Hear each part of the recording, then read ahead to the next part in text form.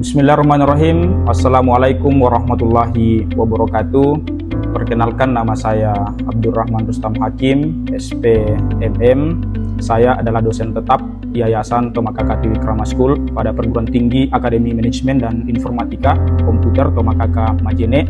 Pada kesempatan ini saya mengampuh mata kuliah Kewirausahaan dan Manajemen Bisnis dengan jumlah 2 SKS pada semester 4 untuk program studi Diploma 3 Teknik Komputer.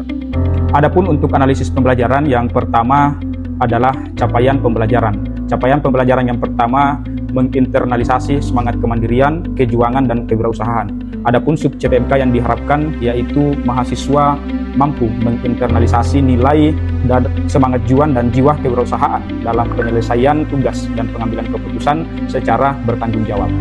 Untuk sub CPMK yang diharapkan, yang pertama adalah mahasiswa mampu mengidentifikasi konsep kemandirian dan kewirausahaan. Mahasiswa mampu menerapkan sikap kreatif dan tanggung jawab dalam tugas. Dan sub CPMK yang ketiga, mahasiswa mampu menunjukkan kemampuan pengambilan keputusan dan inisiatif dalam penyelesaian masalah. Selanjutnya, untuk CPL yang kedua, yaitu cakap berwirausaha. Untuk CPMK yang diharapkan yaitu mahasiswa mampu mengidentifikasi peluang usaha berdasarkan kebutuhan pasar dan potensi sumber daya yang tersedia. Untuk sub CPMK yang diharapkan dari mata kuliah ini, yang pertama, mahasiswa mampu menjelaskan tentang konsep peluang usaha dan kebutuhan pasar. Yang kedua, mahasiswa mampu menunjukkan sikap kreatif dan inisiatif dalam menemukan peluang usaha-usaha yang baru. Adapun untuk CPL yang ketiga, yaitu mempunyai kemampuan dalam strategi manajemen dan rekayasa sistem informasi dengan memanfaatkan teknologi informasi terkini. Untuk CPMK yang diharapkan yaitu mahasiswa mampu menganalisis kebutuhan manajemen bisnis. Untuk sub CPMK yang diharapkan yaitu mahasiswa mampu menganalisis kebutuhan manajemen bisnis berdasarkan data pasar, kondisi lingkungan usaha, dan karakteristik konsumen untuk mendukung pengambilan keputusan bisnis. Ini adalah capaian pembelajaran untuk mata kuliah kewirausahaan dan manajemen bisnis sesuai yang ada pada kurikulum untuk program studi Diploma 3 Teknik Komputer. Adapun analisis ketercapaian CPL dan bobot penilaian yang diharapkan dari mata kuliah ini yaitu pada minggu pertama sampai dengan minggu ketiga, mahasiswa mampu mengidentifikasi konsep kemandirian dan kewirausahaan. Ini bobotnya adalah 10%. Kemudian pada minggu keempat dan kelima, mahasiswa mampu menerapkan sikap kreatif dan tanggung jawab dalam proyek maupun tugas. Bobot yang tersedia yaitu 15%. Kemudian untuk pertemuan ke-6 sampai dengan ke-7, mahasiswa mampu menunjukkan kemampuan pengambilan keputusan dan inisiatif dalam penyelesaian masalah dengan bobot 15%. Kemudian untuk pertemuan ke-8 sampai dengan 10, mahasiswa diharapkan mampu menjelaskan tentang konsep peluang usaha dan kebutuhan pasar dengan bobot penilaian 15%.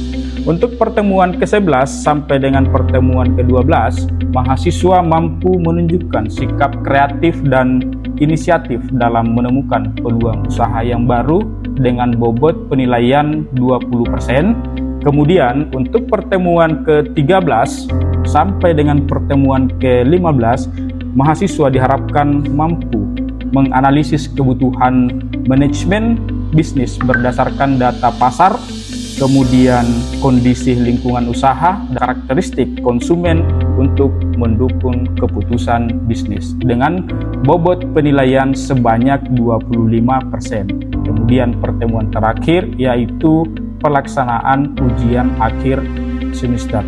Selanjutnya, untuk video pembelajaran ini pada mata kuliah Kewirausahaan dan Manajemen Bisnis ada 2 topik yang kami bahas, yaitu yang pertama adalah karakter individu mandiri, kemudian yang kedua adalah faktor kemandirian. Dengan pada pertemuan keempat ini ada studi kasus yang dibahas untuk selanjutnya didiskusikan pada pertemuan selanjutnya. Selamat menyaksikan. Assalamualaikum warahmatullahi wabarakatuh. Waalaikumsalam warahmatullahi wabarakatuh. Bagaimana kabarnya hari ini?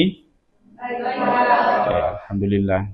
Jadi anak-anakku sekalian, adik-adik mahasiswa, bahwa pada pertemuan ini adalah lanjutan dari mata kuliah kita sebelumnya, yaitu kewirausahaan dan manajemen bisnis. Sebelum kita mulai proses perkuliahan, terlebih dahulu mari kita berdoa sesuai dengan kepercayaan kita masing-masing. Berdoa dimulai. Alhamdulillah.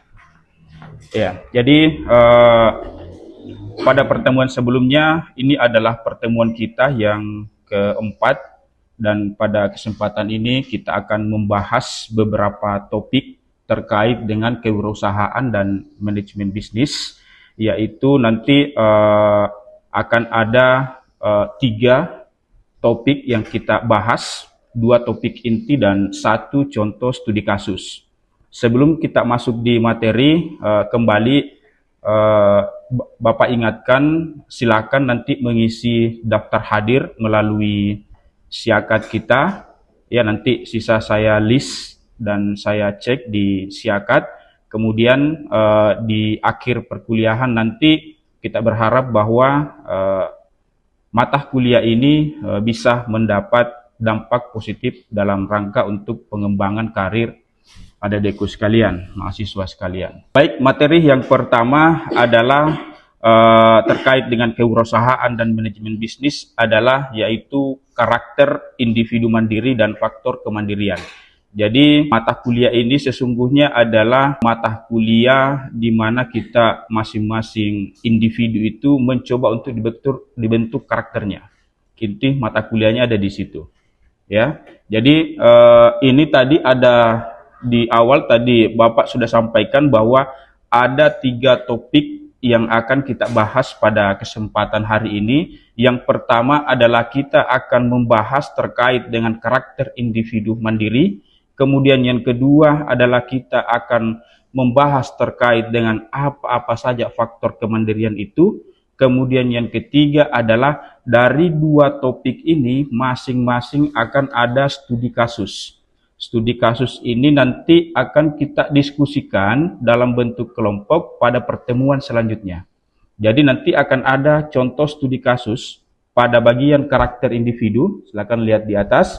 Kemudian nanti akan ada juga contoh studi kasus terkait dengan faktor kemandirian, dan kemudian dari 2 studi kasus itu dibentuk nanti kelompok kita yang sudah dibagi sebelumnya, dan pada pertemuan selanjutnya akan kita diskusikan secara merinci.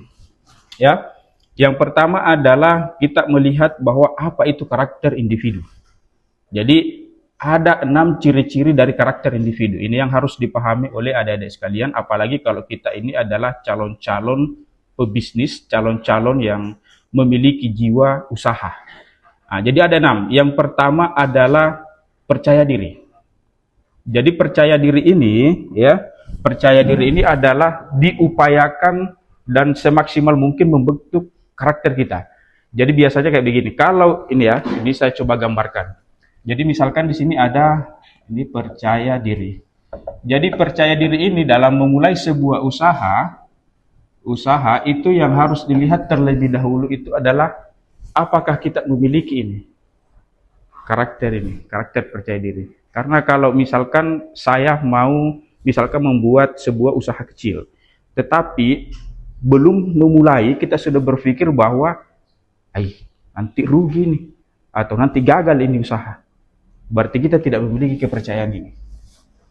Jadi salah satu faktor yang harus dimiliki adalah apapun itu kita harus percaya diri. Ya, itu yang pertama. Kemudian yang kedua adalah bertanggung jawab. Nah, bertanggung jawab ini lebih bagus lagi. Kenapa? Karena kalau kita tidak bertanggung jawab pada apa yang sudah menjadi tujuan, apa yang sudah menjadi wacana kita untuk memulai sebuah usaha, maka pasti usaha itu tidak akan bisa jalan. Perencanaan mungkin bagus.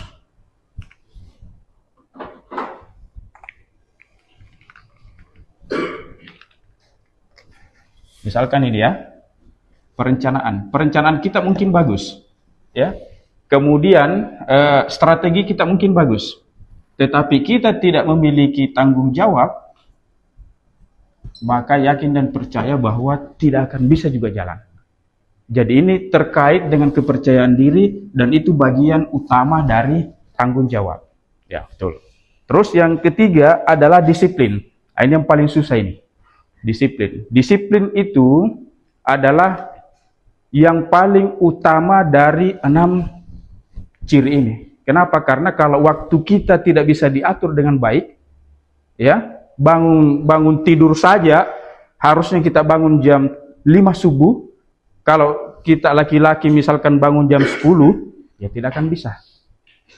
Tidak akan bisa jalan. Maka yang faktor utama yang dilihat di sini adalah disiplin. Disiplin itu adalah disiplin waktu dan beberapa contoh-contoh yang lain. Untuk mencapai usaha atau mencapai target apa yang diinginkan dari usaha yang kita rencanakan. Makanya mata kuliah ini adalah difokuskan untuk membentuk karakter yang bagus, karakter yang baik. Tentu dalam rangka untuk membangun dan memperbaiki mental kita sehingga dalam melakukan wirausaha ke depan kita tidak boleh lagi setengah-setengah. Kita harus total. Itu yang ketiga. Terus yang selanjutnya adalah tidak mudah bergantung pada orang lain. Nah, ini bagian yang keempat ini ya. Bagian yang keempat ini tidak mudah bergantung pada orang lain. Kebiasaan kita sampai hari ini ketika kita ingin memulai usaha, ya, kita selalu berharap kepada orang lain. Contoh misalkan, namanya siapa? Ijan. Namanya Ijan. Ijan dalam merancang sebuah usaha, dia tidak total. Dia selalu berharap bahwa usaha yang saya lakukan itu diselesaikan oleh orang lain. Itu yang dimaksud. Makanya dalam usaha yang kita lakukan, maka kita harus tidak bergantung pada orang lain. Kita harus fokus. Ya. Itu yang keempat. Kemudian yang kelima adalah berani mengambil keputusan. Nah, ini yang susah sekali nih. Berani mengambil keputusan. Berani mengambil keputusan itu adalah kita tentu harus bicara terkait dengan risiko. Berani mengambil keputusan juga kita akan berbicara tentang kerugian dan keuntungan. Jadi ada 3 faktor utama. Kalau kita tidak berani dalam mengambil sebuah keputusan, ya, maka baru perencanaan, baru dilaksanakan, baru dikonsep, ya, baru 1 bulan jalan usaha itu, maka perlahan akan redup. Contoh misalkan, sekarang ini kalau kita memulai sebuah usaha kecil saja, kita masih membutuhkan dana dari perbankan, ya kan? Berarti kita harus berani mengambil keputusan bahwa kita harus melakukan pinjaman itu. Itulah pebisnis. Kan sekarang ini kalau mau jadi orang kaya, ya harus jadi pebisnis kan? Iya, kalau jadi pegawai kan susah kita dapat uang. Karena pegawai itu terikat. Tapi kalau kita jadi pebisnis, kita yang atur waktu, kita yang atur uang, kita yang atur peluang, dan bahkan kita yang mempekerjakan orang lain. Maka tentu kita harus berani mengambil keputusan apapun itu. Kita harus siap dengan segala resiko yang ada. Kita harus siap dengan segala konsekuensi yang ada. Dengan segala kerugian dan dengan segala keuntungan yang ada. Kita harus siap. Itu yang kelima. Kemudian yang keenam adalah memiliki inisiatif. Nah, kemudian apa manfaatnya? Manfaat yang pertama adalah melatih rasa tanggung jawab. Nah, itu tadi saya sudah jelaskan, ya. Melatih rasa tanggung jawab. Yang kedua, membentuk pribadi yang kuat dan percaya diri. Yang ketiga, membantu untuk mencapai tujuan hidup. Nah, ini yang ketiga, membantu mencapai tujuan hidup. Hari ini misalkan saya punya modal 1 juta, 2 tahun ke depan saya sudah punya modal 10 juta. Ini yang dimaksud. Kemudian yang keempat adalah mempermudah menyelesaikan persoalan. Hari ini saya yakin dan percaya bahwa anak-anakku sekalian, adik-adik mahasiswa sekalian belum memiliki ini. Jadi kita dalam memulai sebuah usaha, kita berharap bahwa mempermudah menyelesaikan sebuah persoalan itu menjadi lebih gampang dan menjadi lebih mudah. Kemudian yang kelima adalah menjadi lebih disiplin dan dewasa. Ini yang disebut dengan fondasi dan mental kita dalam melakukan wirausaha. Jadi kita disiplinnya sudah bagus, kemudian kita dari tadinya walaupun umur 30, tapi kalau berpikirnya kita masih umur 10 tahun, maka kita belum dewasa. Kita berharap bahwa di umur 20 kita sudah berpikir berada pada rata-rata umur 40, tentu dalam rangka untuk memperbaiki hidup di masa yang akan datang. Oke, lanjut. Studi kasus. Nah, ini. Jadi tadi di awal saya sudah sampaikan bahwa di setiap topik itu ada studi kasus. Jadi kan topik kita ada 3. Ya, 3 di antaranya itu adalah studi kasus. Berarti ada 2 topik inti. 2 topik inti ini masing-masing memiliki studi kasus. Studi kasus dari tadi pertama adalah ini. Ada sebuah kisah. Jadi kisah ini, misalkan saya contohkan, saya gambarkan, Ari adalah seorang siswa SMA yang ingin membantu orang tuanya.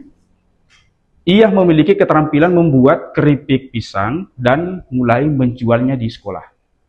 Dengan percaya diri, Ari membuat kemasan yang menarik. Kemudian dia melakukan promosi melalui media sosial. Media sosial itu apakah Facebook, apakah Instagram, dan lain sebagainya. Meski dia diejek oleh temannya, ia tidak pernah menyerah dan bahkan menerima pesanan dari di luar sekolah. Ini gambarannya bahwa Ari ini adalah siswa SMA. Pertanyaannya ada 2. Yang pertama adalah sikap mandiri apa yang ditunjukkan oleh Ari. Kemudian yang kedua adalah bagaimana sikap Ari yang tidak menyerah mencerminkan karakter individu yang mandiri. Anak-anakku sekalian, adik mahasiswa sekalian, dari studi kasus ini pada pertemuan selanjutnya, yaitu pertemuan kelima, kita diskusikan sesuai dengan kelompok masing-masing. Ya, jadi nanti silakan didiskusikan, kemudian pada saat pertemuan kelima, kita akan langsung membahas ini. Untuk menuntaskan subtopik kita yang pertama.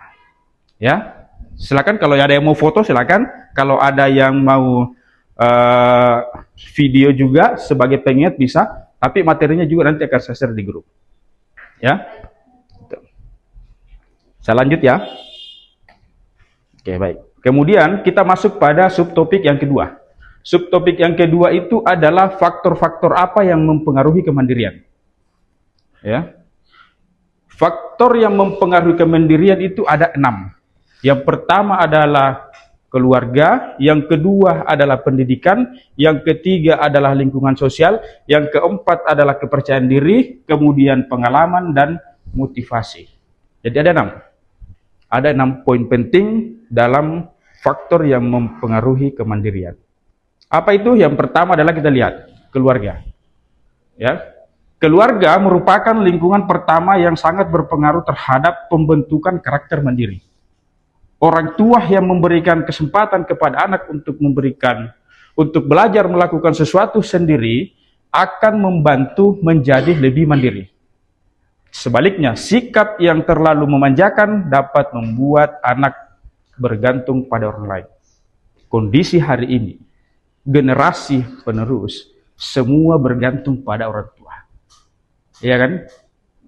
Kalau hari ini, asal dipukul sedikit, menangis dia. Ya, asal ada sedikit senggol-senggol, sudah melapor dia. Apa yang terjadi? Maka faktor keluarga itu sangat penting. Ya, kalau orang tua kita terlalu memanjakan, apalagi kalau di sini ada yang mungkin ekonominya di atas desil 6, ya kan, kalau di apa namanya di pendataan itu kan kalau desil 6 sampai ke atas kan masuk dalam kategori orang mampu kan, ya, disenggol sedikit sudah marah. Terlalu manja hidupnya, maka dia tidak akan bisa memulai dalam sebuah usaha yang kecil pun. Akan berat. Makanya faktor keluarga itu sangat penting. Dukungan mereka sangat penting. Motivasi mereka yang diberikan kepada kita semua itu sangat penting. Itu yang mempengaruhi terkait dengan faktor keluarga. Kemudian yang kedua adalah pendidikan. Sekolah ataupun perguruan tinggi juga berperan penting dalam membentuk kemandirian. Ya. Guru ataupun dosen dapat melatih siswa mahasiswa dapat agar bertanggung jawab terhadap tugas dan disiplin dalam melakukan pembelajaran. Lingkungan pendidikan yang baik itu sangat penting. Ya. Bergaul dengan teman yang rajin dan bertanggung jawab akan mendorong terbentuk karakter. Jadi kalau pergaulan kita bergaul dengan teman-teman yang baik, yang bagus, akhlaknya bagus, maka karakter kita itu akan terbentuk. Kita akan mengikuti itu. Sebaliknya, jika lingkungan yang kurang baik dapat membuat seseorang menjadi malas dan bergantung pada orang lain. Itu. Intinya pada bagian lingkungan ini, ya gini, dulu saya punya orang tua pernah begini. Nah, kalau kamu bergaul dengan peminum, maka kamu juga pasti akan minum. Ya kan? Kalau kamu bergaul dengan orang yang memiliki jiwa usaha yang bagus, maka kamu juga pasti akan terbentuk karakternya untuk memulai sebuah bisnis yang kecil. Itu yang dimaksud. Makanya pesan orang tua itu sangat penting. Ya, makanya kalau sekarang ini banyak anak-anak kita yang bandel terhadap orang tuanya, wah susah nanti bisnisnya itu. Tidak bisa, setengah mati mereka memulai usaha. Ini, ya, jadi lingkungan itu sangat berpengaruh. Bergaul dengan orang yang baik, maka baik pula lah kita. Bergaul dengan orang yang tidak baik, maka karakter kita akan salah jalan. Itu yang dimaksud. Kemudian yang keempat adalah terkait dengan kepercayaan diri. Nah, ini tadi saya sudah jelaskan di awal, ya, untuk kepercayaan diri. Kemudian pengalaman. Yang kelima adalah pengalaman. Pengalaman hidup dapat melatih seseorang menjadi lebih mandiri. Jadi pengalaman kita ini misalkan saya seorang sarjana, misalkan ya, saya seorang sarjana. Ya, saya sudah punya pengalaman dalam aktivitas keseharian, bergaul dengan anggota DPR, misalkan bergaul dengan pengusaha, ya kan? Nah, kalau kita mau kaitkan dengan kewirausahaan dan manajemen bisnis pada mata kuliah ini, maka lebih enak lagi, karena sekarang ini adalah era teknologi. Jadi kita berharap nanti alumni ini adalah dia mampu mendesain, membuat sebuah produk yang cantik, yang bagus, kemudian dipasarkan di luar. Jadi memulai usaha itu kan tidak harus misalkan bikin tempat dulu, ya, kemudian tata, atau misalkan contoh warung kopi misalkan, tidak seperti itu. Jadi memulai usaha itu bisa dari rumah kita membuat sebuah kemasan-kemasan kecil, kemudian kita pasarkan melalui media sosial, karena kita ini adalah salah satu ahli IT. Nah, itu yang dimaksud.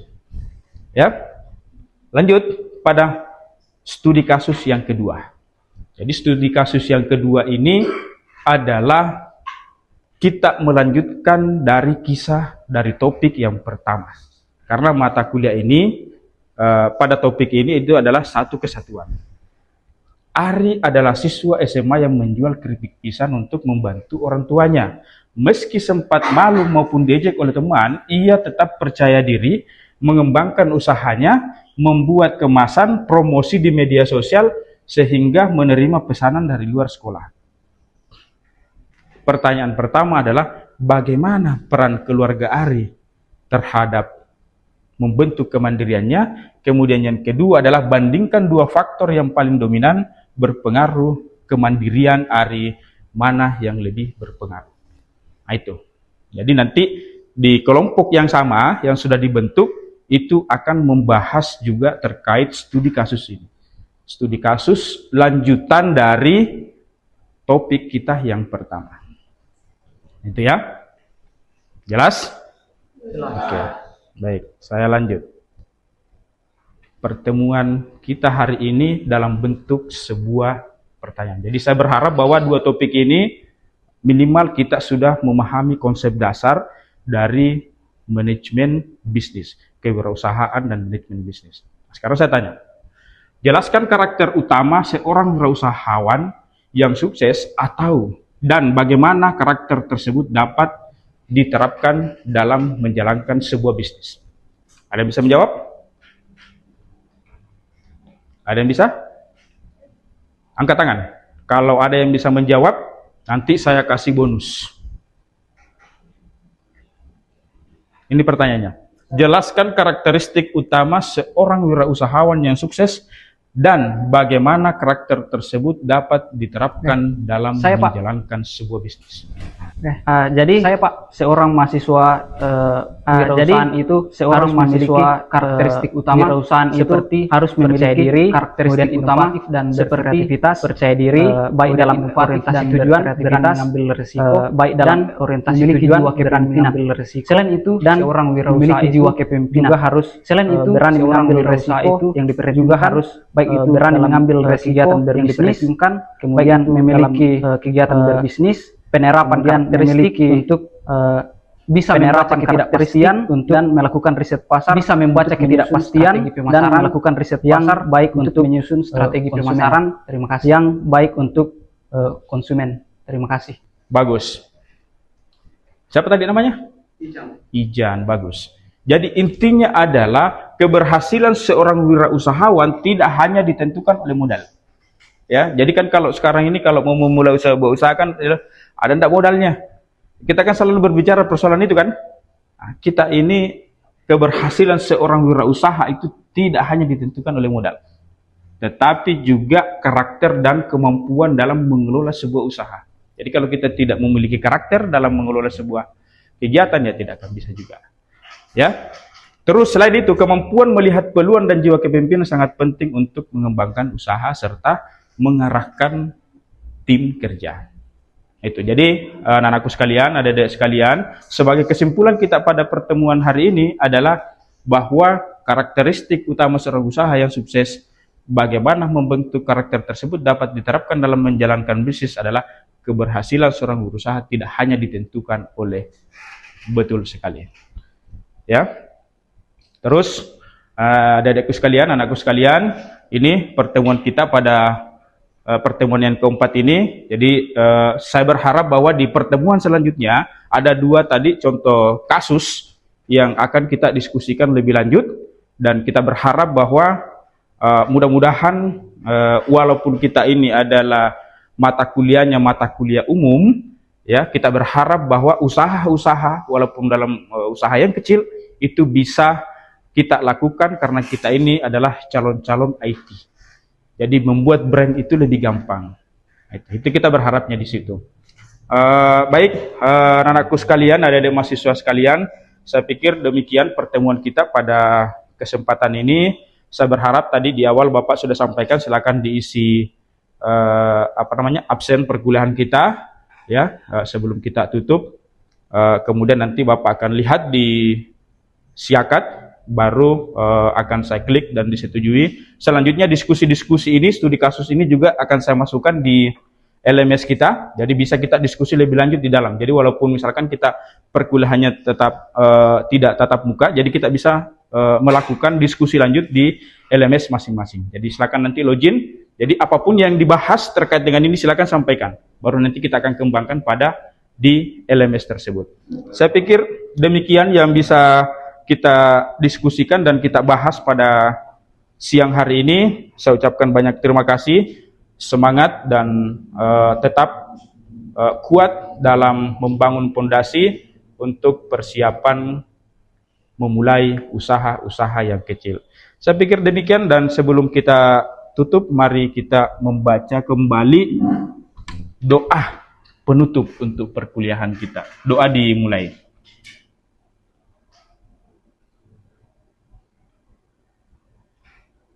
Oke, selesai. Demikian, wassalamualaikum warahmatullahi wabarakatuh.